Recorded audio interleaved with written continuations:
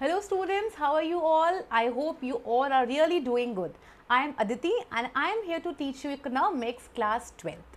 And today we are going to start with macroeconomics. Now macroeconomics सुनते ही ना बच्चों का मूड एकदम से ऑफ हो जाता है बिकॉज दे थिंक कि macroeconomics बहुत डिफिकल्ट है एंड उसके ऊपर से Indian economics, oh my God what a combination.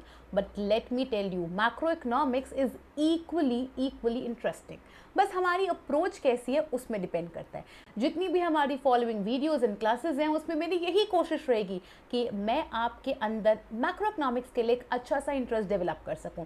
And trust me, it's a very very very very interesting and good subject. And second शिकायत जो बच्चों की हमेशा से रहती है कि मैम ये लर्न नहीं होता, it's very difficult. So again the approach matters. हम एक डिफरेंट अप्रोच से इन सारे के सारे चैप्टर्स को पढ़ेंगे जिससे कि हमारी मुश्किल बहुत आसान हो जाएगी एंड जो बोर्ड एग्जामिनेशन है हमारे वो हंसते खेलते हो जाएंगे for economics. And trust me, economics can be your strongest point for macro economics. अभी हम इंडियन इकोनॉमी की बात बाद में करेंगे, ठीक है.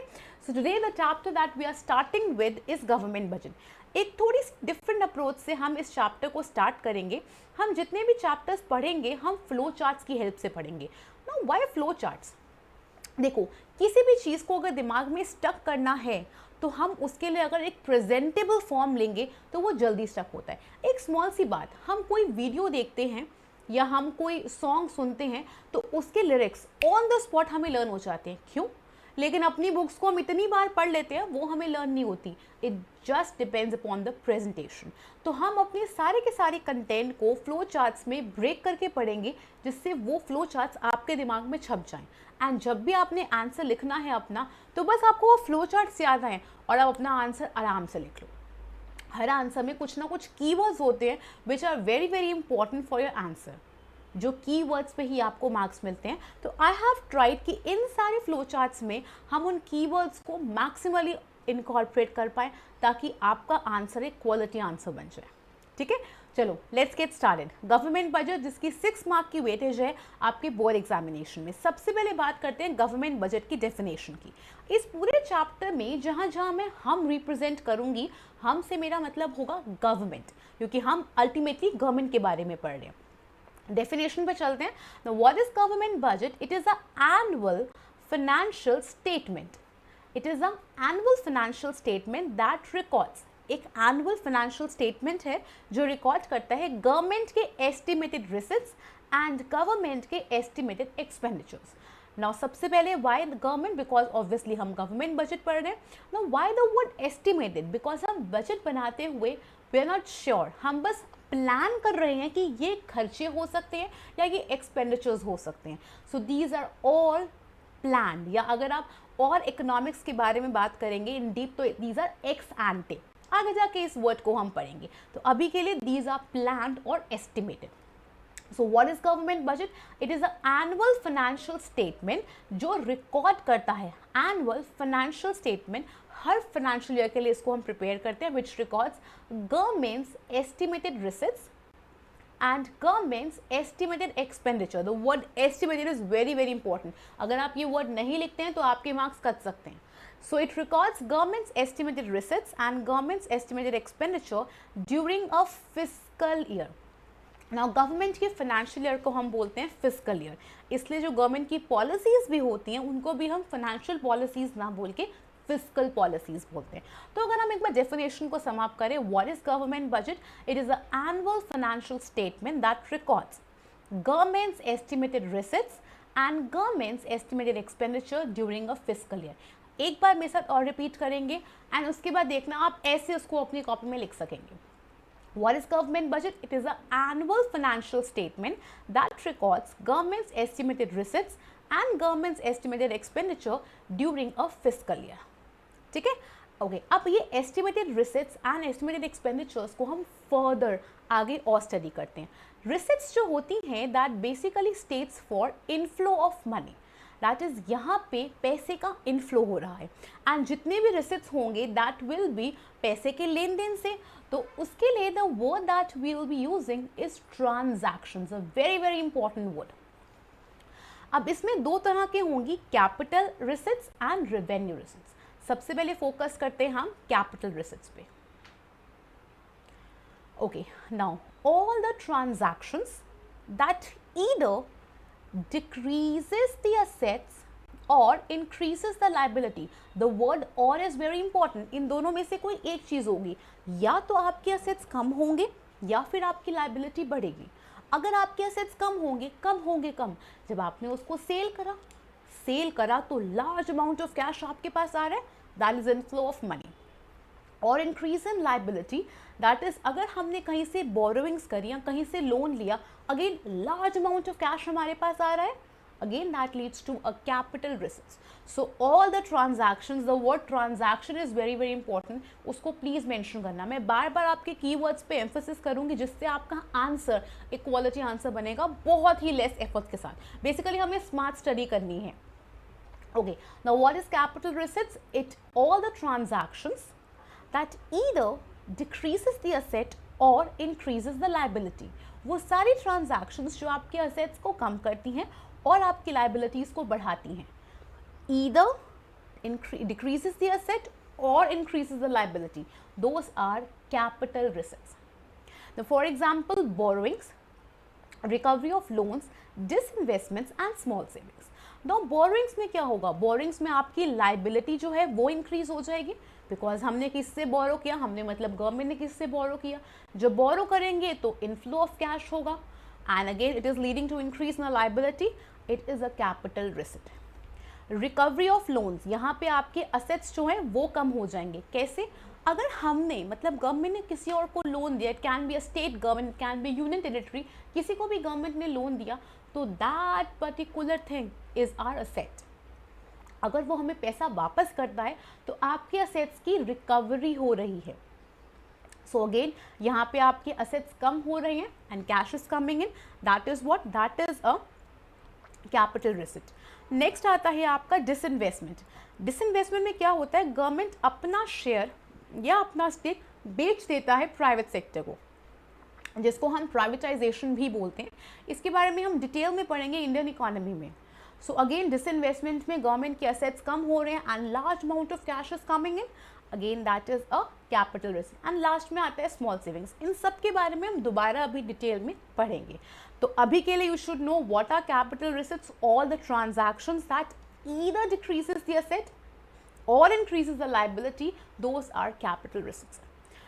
Now what are revenue receipts? Revenue receipts, again all those transactions that neither affects the assets nor affect the liability. अगर मैं इसको और precisely बोलूँ, that neither leads to decrease in asset nor leads to increase in liability. जो ना ही आपके assets को decrease करता है, ना ही आपकी लाइबिलिटीज को इंक्रीज करता है, ना ही असेट्स को अफेक्ट करा, ना ही लाइबिलिटीज को अफेक्ट किया, those are revenue receipts.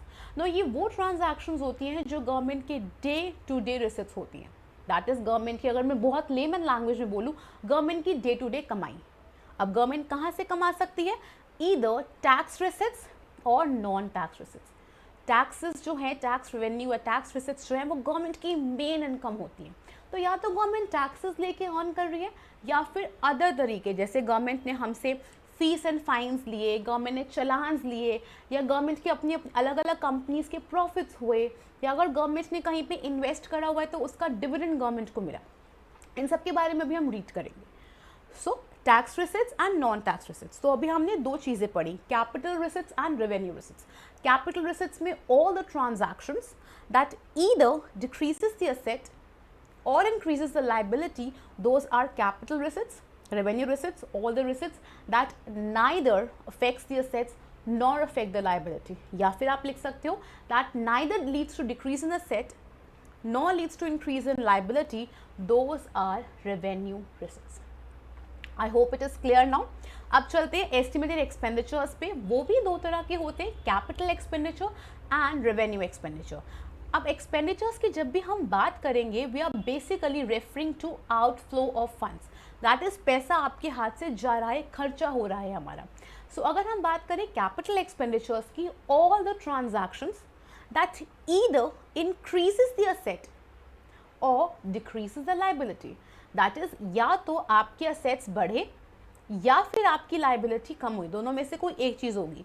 Either increases the asset or decreases the liability, that is capital expenditure. For example, government ने मेट्रो के प्रोजेक्ट को और एक्सपैंड किया, तो it is expenditure for government, government का खर्चा है, और लार्ज अमाउंट ऑफ फंड्स जो हैं वो आउटफ्लो हो रहे हैं, it is a capital expenditure.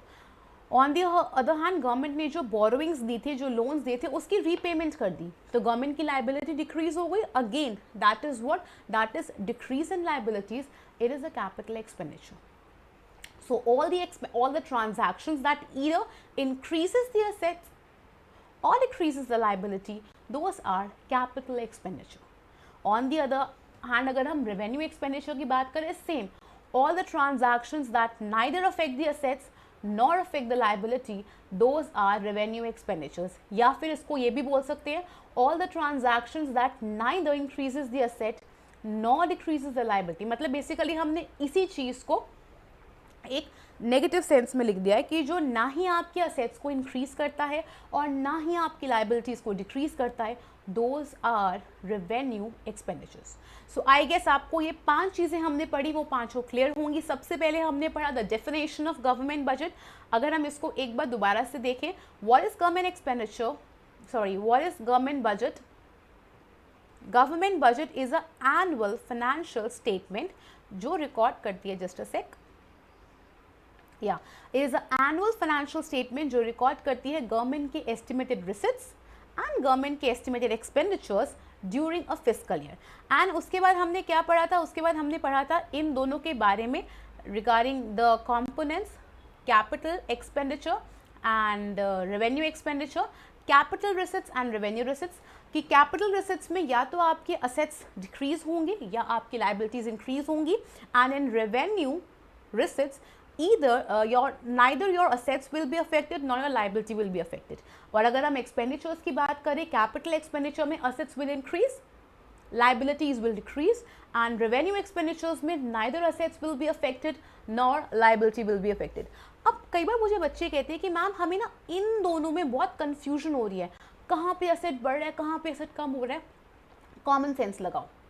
अगर आप एक asset को परचेज करते हो, बदले में आप पैसे दोगे, this is a expenditure for you, तो मतलब दैट इज कैपिटल एक्सपेंडिचर.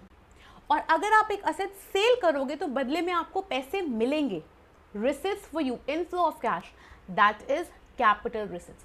तो बिल्कुल कॉमन सेंस पे जाओ कि कहाँ पे इनफ्लो ऑफ कैश हो रहा है, कहाँ पे आउटफ्लो ऑफ कैश हो रहा है.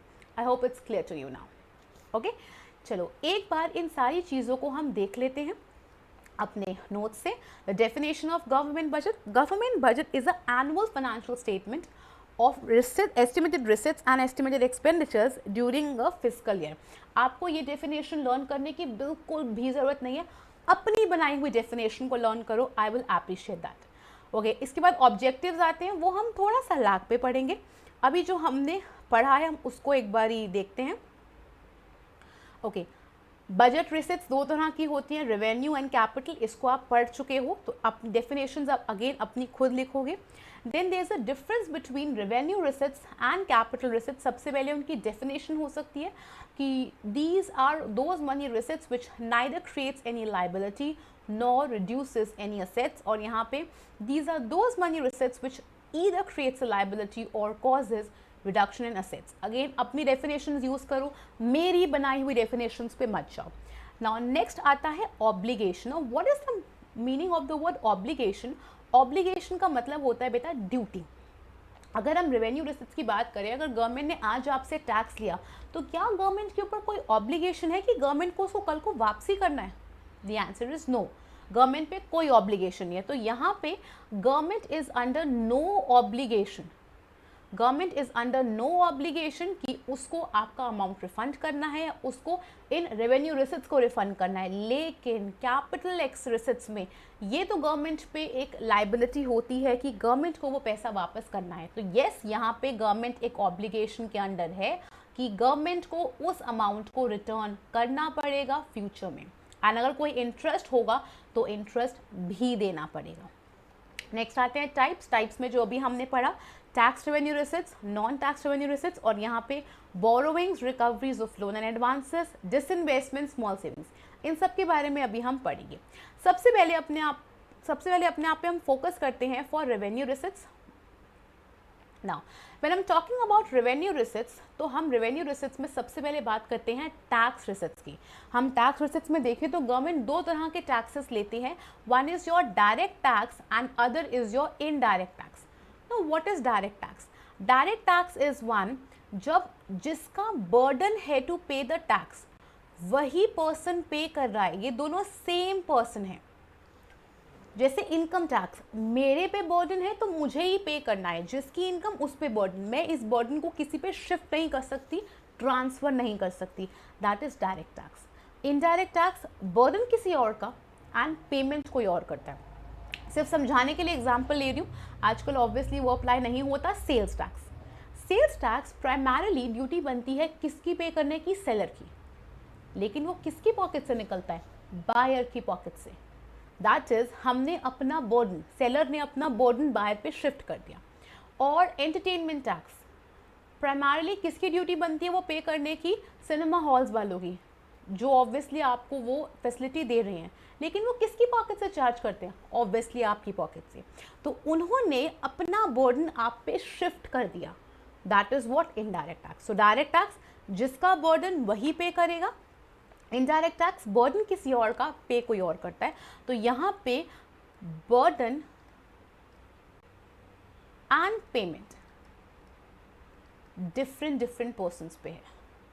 ओके, नाउ दो वर्ड्स बहुत इंपॉर्टेंट हैं, अगेन जो की वर्ड्स हैं, one is progressive and one is regressive. हम जब ऑब्जेक्टिव्स पढ़ेंगे गवर्नमेंट बजट के तो ये वर्ड्स बहुत ज़्यादा इंपॉर्टेंट है। ना सबसे पहले what is progressive tax? Progressive taxes जिसका major burden on rich India पड़ता है, जितनी ज़्यादा इनकम उतना बड़ा टैक्स हम एक प्रोग्रेसिव नेचर पे, एक प्रोग्रेसिव टर्म्स में उस टैक्स को चार्ज कर रहे हैं। अगर किसी पर्सन की इनकम 10,000 है तो वो उतना अमाउंट ऑफ टैक्स पे करेगा, अगर किसी की इनकम 10 लाख है तो वो उतना अमाउंट ऑफ टैक्स पे करेगा। इससे जो बर्डन ऑफ टैक्स है वो पुअर इंडिया पे नहीं पड़ता। On the other hand regressive in nature क्या होता है? जिसका मेन बर्डन पड़ता है पुअर इंडिया पे। अब इनडायरेक्ट टैक्स तो सब में होता है, आपके एसेंशियल्स में भी होता है, कमोडिटीज़ पे भी होता है, या बेसिक नीड की जो बेसिक नेसेसिटीज़ जो है उस पर भी होता है। अगेन अगर एक 100 रुपये की चीज़ पे 30 रुपीज़ का टैक्स लगता है, अगर एक 100 रुपीज़ की चीज़ पे 30 रुपीज़ का टैक्स लगा तो वो 130 की हो गई। ये 130 एक पुअर के लिए बहुत बड़ा अमाउंट हो सकता है, एक रिच के लिए फ़र्क भी नहीं पड़ता उसको। तो अगेन जो 30 रुपीज़ का बर्डन है वो किस पे पड़ा? पुअर इंडिया में पड़ा, that is regressive in nature.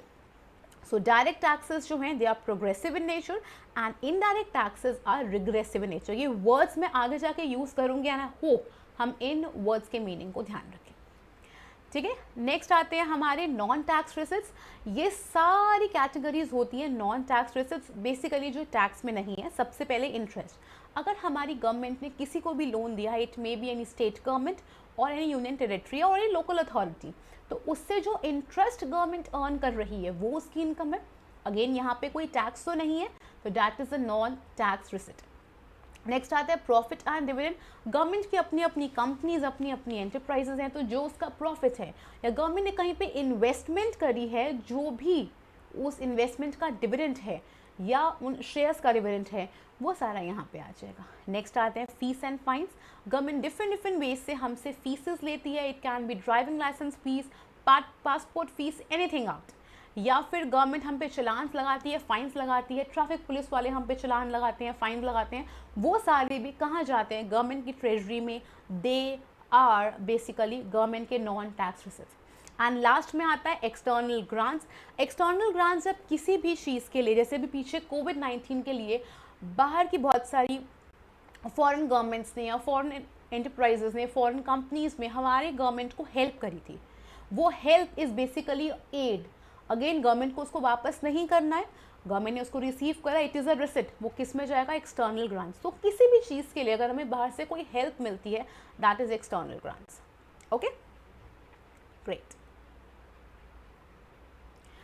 Next comes capital receipts. अभी हमने कवर किया था रेवेन्यू रिसिट्स। अगर हम कैपिटल रिसिट्स की बात करते हैं तो कैपिटल रिसिट्स वो जो या तो क्रिएट करती है लायबिलिटी को इंक्रीज करती है, या फिर आपके असेट्स को करती है रिड्यूस।